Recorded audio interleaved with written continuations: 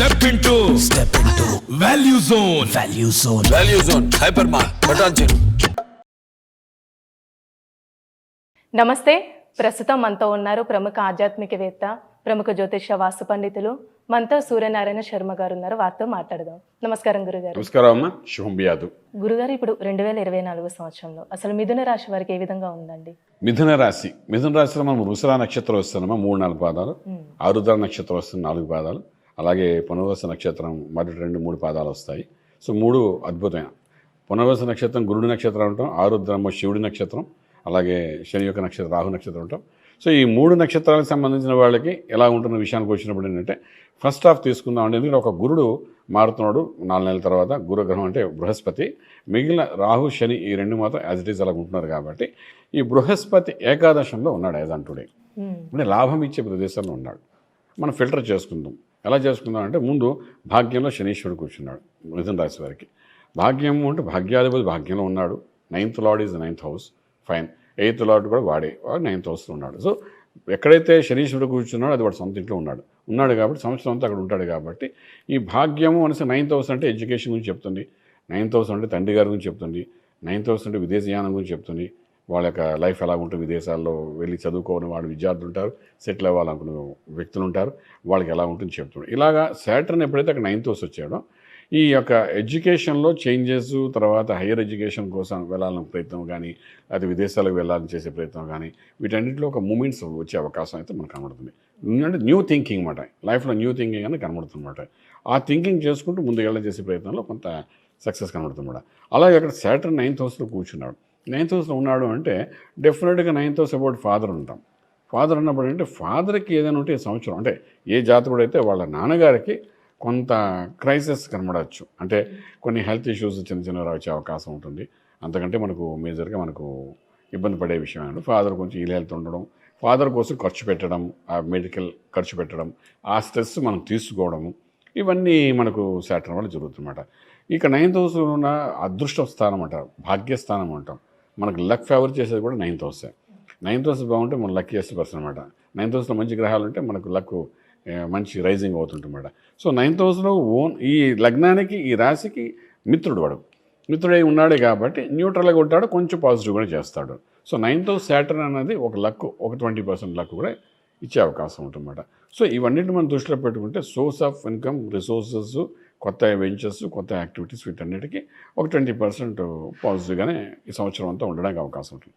వీడు ఏం చేసినా రాజ్యంలో రాహు ఉన్నాడమ్మా, మాయాధనం ఇస్తాడు. మిథునం అనేసరికి వాళ్ళు డెఫినెట్గా ఏ ఉద్యోగం చేసినా ఫైనల్గా వాళ్ళు వ్యాపారం దిగడానికి ప్రయత్నం చేస్తారు.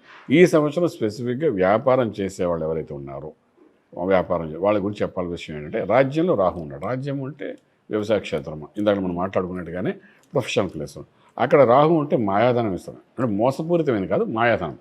మాయాధనం అంటే ఏంటి అంటే, మనం 10 రూపాయలు కష్టపడితే 100 రూపాయలు రావడం. మోసం అంటే 10 రూపాయలు కష్టపడి పెట్టి ఇన్వెస్ట్ చేసి 1000 రూపాయలు సంపాదించి ప్రయత్నం చేయడం మోసం అవుతుంది. ఇదేంటంటే 10కి 20 రావడం అనేది నార్మల్, వ్యాపారస్తులు అందరూ చేస్తారు. ఇది వ్యాపారంలో కనబడుతుంది. సో మనం చెప్పాలనుకున్న విషయం ఏంటంటే, ఇక్కడ ఉద్యోగస్తులు ఎవరైనా ఉంటే, రాహు రాజ్యంలో వచ్చాడు కాబట్టి ఉద్యోగంలో ఇంక్రిమెంట్తో పాటు సైడ్ ఏదైతే బెనిఫిట్స్ రావడం, కమిషన్స్ అనుకోండి, లేకపోతే ఇన్సెంటివ్స్ అనుకోండి, లేకపోతే ఎడిషనల్గా సైడ్ ఇన్కమ్, ఒకటి ట్రేడింగ్ చేసుకుంటే సైడ్ ఇన్కమ్ రావడానికి అనుకోండి. ఈ మిథున వాళ్ళు ఎప్పుడు 2 ద్విస్వభావం కలిగిన వ్యక్తులు. వాళ్ళు ఏంటంటే ఒక సంపాదనతో ఖుషీగా ఉంటారు. వాళ్ళకి పక్కన ఏదో దొరకాలి. ఇప్పుడు మనం చూస్తారా, మన పల్లెటూరు వెళ్ళినప్పుడు దొంగతనంగా కోసుకున్న మామిడికాయ అంటే సరదా పడతాం, కొనుక్కుని వస్తుందని ఇంట్రెస్ట్ చూపించుకొని మనం కొట్టుకుని వస్తే బాగా సరదా పడతాం. అలా వీళ్ళు ఏంటంటే మిథున వాళ్ళు డెఫినెట్గా వాళ్ళు ఏదో ఒక సైడ్ ఇన్కమ్ కోసం గట్టిగా ఆలోచన చేస్తుంటారు. ఆ ఆలోచనలో సక్సెస్ అవుతారు. ఫర్ ఎగ్జాంపుల్, ఒక ఐటీలో వర్క్ చేస్తున్నాడు, వాడు సైడ్ ఇంటి దగ్గర చిన్న మినీ హోటల్ ఏదో ఫాస్ట్ ఫుడ్ సెంటర్ పెట్టాలనుకుంటున్నాడు, సరదాగా పెడితే సక్సెస్ఫుల్ అవుతున్నారు. ప్రాబ్లం లేదు. Specially food industry, pharma industry, agriculture industry, తర్వాత మీడియా రంగం వాళ్ళు, అలాగే మన ఫిల్మ్ ఇండస్ట్రీ వాళ్ళు, ప్రొడ్యూసర్, డైరెక్టర్, మొత్తం అందరికీ వీళ్ళందరూ, అలాగే ట్రేడింగ్ చేసేవాళ్ళు, బంగారం వ్యాపారం చేసేవాళ్ళు, వీళ్ళందరికీ కూడా ఈ సంవత్సరం రాజ్యంలో రాహు ఉన్నాడు కాబట్టి మూలధనం అంటే గ్రాస్ ప్రాఫిట్స్, గ్రాస్ ఇన్కమ్ అనేది హెవీగా ఉండడానికి అవకాశం ఉంటుందన్నమాట. అలా ఉంటుంటే అక్కడ నుండి లాభంలో గురుడు వచ్చి ఉన్నాడు. లాభంలో ఉంటాడు ఫస్ట్ 4 మంత్స్. ఫస్ట్ 4 మంత్స్ అంటే మన ఏప్రిల్ వరకు, మనం అనుకున్నాం కదా ఏప్రిల్ వరకు మేషం ఉంటాడని, అది లాభస్థానం అవుతుంది నిజానికి అనమాట.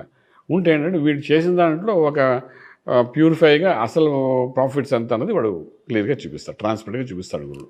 సో మనకు భాగ్యము, రాజ్యము, లాభము 3 బాగున్నాయి కాబట్టి డెఫినెట్గా వాళ్ళకి ఫస్ట్ 4 months అనేది ఏ గుడ్ టైం అని చెప్పచ్చు. నెక్స్ట్ 4 months దగ్గర 4 months తర్వాత వచ్చి 8 months ఏంటంటే 12వ ఇంట్లో గురుడు వచ్చి కూర్చుంటాడు. అది వాడు శత్రుక్షేత్రంలో కూర్చుంటాడు. ఈ రాశి వాడికి సపోర్ట్ చేయడం వాడు దేనికిను. సో ఏంటంటే రాంగ్ క్యాలిక్యులేషన్స్ వేయడము, రాంగ్ ఐడియాస్ ఇవ్వడము, ఇచ్చి దానికోసం ఖర్చు పెట్టించడం, తర్వాత రిలైజ్ అవ్వడము, ఇవన్నీ ఏప్రిల్ నుండి చూపిస్తుంటాడు. సో మనకి ఏంటంటే ఫస్ట్ 4 months ఎస్టాబ్లిష్మెంట్ ప్రాపర్గా చేసుకోగలిగితే మిథున రాశి వాళ్ళు డెఫినెట్గా ఆ ఎస్టాబ్లిష్మెంట్ చేసిన దాన్ని కంటిన్యూస్గా 8 months ఉండగలిగితే they are into very much profitable place. ఎందుకంటే ఈ 3 planets సినిమా అంతా చూపిస్తాయి ఈ సంవత్సరం అంతా. ఏది సినిమా అంటే ఈజీగా అర్థంలో చెప్పానంటే రాహు, శని అండ్ బృహస్పతి. మిగిలిన వాళ్ళు ఇఫ్సార్ బర్త్లా ఉంటాయి, ఈ 3 మాత్రం కన్ఫర్మ్గా చూపిస్తాయి. సో వీళ్ళ యొక్క ట్రాన్సిట్ అలా ఉంది కాబట్టి మనం డెఫినెట్గా ఫస్ట్ 4 months మంచి ఎస్టాబ్లిష్ చేయాల్సిన అవకాశం ఎంతనా వీళ్ళకుంటే చెప్పగలుగుతాము. అలానే ఇప్పుడు నిరుద్యోగులు ఉంటారు కదండి, ఉద్యోగం లేని వాళ్ళకి ఈ సంవత్సరంలో అంటే వచ్చే ఛాన్స్ ఉందంటారా? నిరుద్యోగులకి ఏంటంటే చిన్న లాటరీ తగిలినట్టు అవుతుందండి. కానీ మెయింటైన్ చేయగలిగితే 4 months మనం చూస్తే ప్రొవిజన్ పీరియడ్ అంటారు, ఏదో చిన్న ఉద్యోగ రంగం 3 నెలలు కరెక్ట్గా చేస్తే పర్మనెంట్ చేస్తాం 6 నెలలు అంటారు. అలాంటివి కొన్ని అవకాశాలు దొరుకుతాయి. ఎందుకు రాహు రాజ్యంలో ఉన్నది దొరుకుతుంది. సో ఇంటలెక్చువల్ ప్లానింగ్తో వాళ్ళు సక్సెస్ఫుల్ అవుతారు, డెఫినెట్గా ఎస్టాబ్లిష్ చేసుకుంటారు. సో డెఫినెట్గా ఈసారి మంచి మూమెంట్ వస్తుంది చెప్పడానికి అవకాశం పడింది. అలానే ఇప్పుడు వివాహ ప్రయత్నాలు చేస్తున్న వాళ్ళకి కూడా అండి ఈ ఇయర్లో అసలు ఏ విధంగా ఉండొచ్చు అంటారు? కొంచెం న్యూట్రల్గా ఉంటుంది మా వివాహ వ్యవస్థ కోసం. అంటే మనం ఒక్కొక్కసారి వివాహ వ్యవస్థకు మధ్యవర్తిత్వం వహించి నడుపుతాం కొన్ని, తర్వాత మన పిల్లలకి చేయాలనే ఉద్దేశంతో ప్రయత్నాలు మొదలు పెడతారు కొన్ని. ఈ ప్రయత్నాలు మొదలు పెడతారు కానీ గురుబలం అనేది కొంచెం తక్కువగా వీలుకుంటారన్నమాట. గురుబలం తక్కువ ఉన్నప్పుడు ఏంటంటే కొంచెం మనం నిదానంగా ఉండడం అవసరం ఉందన్నమాట. నేను చాలామంది చెప్తుంటాను ఏంటంటే గురుబలం ఉందా, ఈ సమయంలో పెళ్లి సంబంధాలు చూడొచ్చా చూడకూడదా అని చాలామంది మనకు అడుగుతుంటారు. అలా అడిగినప్పుడు ఈ మిథున రాశి వారు ఈ సంవత్సరం కొంచెం న్యూట్రల్గా ఉండగలిగితే, అంటే మరీ ఎక్కువ అడావిడి చేయకుండా ఏదో చిన్న ప్రయత్నం చేయడం, అవ్వకపోతే పర్వాలేదు వచ్చి అడా చేద్దాం అని అనుకోగలిగితే పర్వాలేదు. ఇది అగైన్ డిపెండ్స్ ఆన్ దశలు అంతర్దశలు అనమాట. దశలు బాగుండి యోగ దశలు కానీ వస్తే వివాహం ఆటోమేటిక్గా అయిపోతుంది. బట్ మన ట్రాన్సిట్ ప్రకారం చూస్తే మాత్రం గురుబలం తక్కువ ఉంది కాబట్టి మనకు కొంచెం ఎక్కువ ప్రయత్నం చేయట్లేదు గురించి. అలానే ఈ రాశి వారికి ఆరోగ్యం పరంగా ఏ విధంగా ఉండొచ్చండి? ఆరోగ్యం అంటే ఇప్పుడు 6 అంటే ఇప్పుడు ఆల్రెడీ కుజుడు ఉన్నాడు వాళ్ళకి. ఈ సంవత్సరం కుజుడు వృశ్చికంలో వచ్చి ఉన్నాడు కాబట్టి ఇంకా కంటిన్యూస్ వాడే అలర్ట్ చేయాలి ఉంటే. So exit part of the బాడీలో వాళ్ళకి ఇబ్బంది కలుగుతుంది. ఎగ్జిట్ అంటే ఇది ఎంట్రీ, ఎగ్జిట్ అంటాం. ఎంట్రీ అంటే కళ్ళతో చూస్తాం, శ్వాస, తింటాం, వింటాం, ఇవన్నీ ఎంట్రీస్. ఎగ్జిట్ అంటే దిగువ భాగం అన్నమాట. సో మిథున వాళ్ళకంటే దిగువ భాగంలో మెడికల్ ప్రాబ్లమ్స్ అనేది వచ్చే అవకాశం ఉంటుంది. కొంచెం ఏమైనా కనబడితే మాత్రం డెఫినెట్గా వాళ్ళు ట్రీట్మెంట్ తీసుకోవాలి. క్రానిక్ ఇష్యూ ఒకటి చూసుకోగలిగితే చాలా బాగుంటుంది. ఇవి కనబడతాయి ఎందుకంటే స్టార్టింగ్లో కుజుడు ఉన్నాడు అక్కడ. ఈ కుజుడు మీద శని దృష్టి కూడా పడి ఉంది.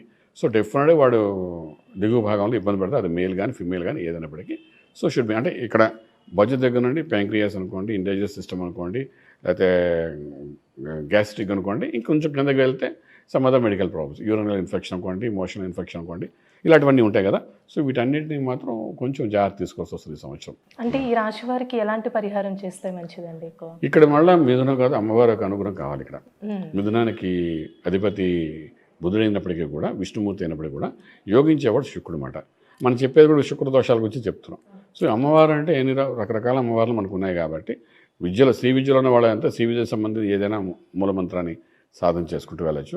అలా శ్రీ విద్యలో నియమని ఉన్నారంటే దుర్గా కానీ చండీ కానీ ఏదైనా శ్లోకాలు దానికి సంబంధించిన అష్టోత్తరాలు ఉంటాయి. లేకపోతే వాళ్ళకి ఇంటే ఈలవేలపు ఉంటుంది, గ్రామదేవత ఉంటుంది. దేని వాళ్ళు నిత్యం చేస్తున్నారో కొందరికి ఈ ఊళ్ళో పెద్దమ్మ గుడి అంటే చాలా ఇంట్రెస్ట్ ఉంటుంది. అక్కడికి వెళ్ళి ఏ పని చేయాలన్నమాట, అక్కడికి వెళ్ళే కానీ ఏది మొదలు పెట్టాలంట. అలా వాళ్ళకి పెద్దమ్మ అనేది అంటే అమ్మవారి గ్రామదేవత అక్కడ. సో అలా ఏది వాళ్ళకి ఎక్కువ సెంటిమెంట్ ఉందంటే అమ్మవారు, ఆ అమ్మవారి యొక్క దైవాన్ని పూజ చేసుకుంటే సంవత్సరం ఉంటే మాత్రం కొన్ని సమస్యలు హెల్త్ ఇష్యూస్ నుండి బయటపడడానికి అవకాశం అయితే ఉంది. చాలా చక్కగా తెలియజేస్తారు గురుగారు, ధన్యవాదాలు. శుభం బియాది. చూసారు కదండి, ఈ 2024 సంవత్సరంలో మిథున రాశి వారికి అసలు ఏ విధంగా ఉంటుంది, అలానే ఈ రాశి వారికి ఎలాంటి పరిహారం చేస్తే మంచిది గురువుగారు మాటల్లో మనకి తెలియజేశారు కదా. అలానే మీ జాతకానికి సంబంధించి కానీ మీ ఇంటి వ్యాపార వాస్తుకు సంబంధించి ఎలాంటి విషయాలైనా మీరు తెలుసుకోవాలనుకుంటే స్క్రీన్ మీద కనిపిస్తున్న నెంబర్కి కాల్ చేసి గురువుగారిని సంప్రదించవచ్చు. ఇలాంటి విశేషమైన అంశాలతో మళ్ళీ మీ ముందుంటాను. ధన్యవాదాలు.